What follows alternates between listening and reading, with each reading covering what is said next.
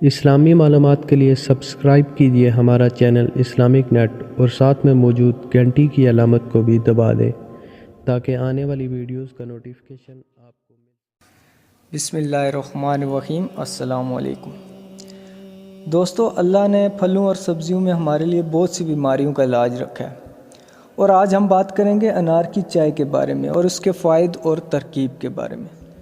دوستو، کیا آپ نے کبھی انار کے چھلکے کی چائے کے بارے میں سنا ہے؟ اگر نہیں سنا تو یہ ویڈیو لازمی آخر تک دیکھیں۔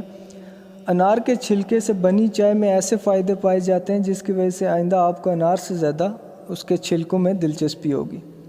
یہ چائے کیا کیا فائدہ دیتی ہے وہ ہم آپ کو آگے ویڈیو میں بتائیں گے۔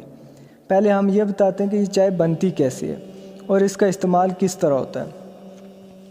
دوستو، سب سے پہلے انار کے چھلکے کو مکمل خشک کر لیں اور انہیں چھوٹے چھوٹے ٹکڑوں میں توڑ لیں۔ اب ان چھلکوں کو پیس لیں یا بلینڈر میں بلینڈ کریں۔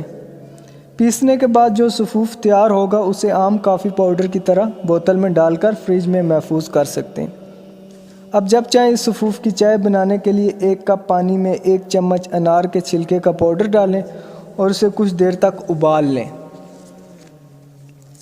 ابالنے کے بعد اسے چھان کر کپ میں نکال لیں۔ اگر آپ چاہیں تو اس میں لیموں کا رس اور شہد بھی ڈال سکتے ہیں۔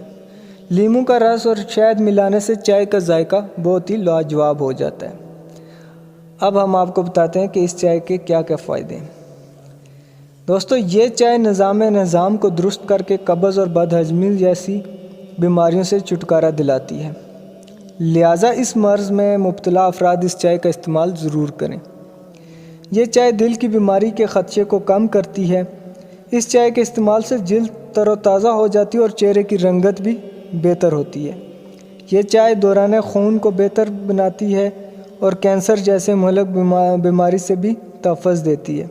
دوستو، کیا آپ نے کبھی انار کے چھلکوں سے بنی چائے پی ہے؟ ہمیں کمنٹ میں ضرور بتائیے گا، اور اگر ویڈیو اچھی لگی ہو تو لائک اور شیئر ضرور کریں۔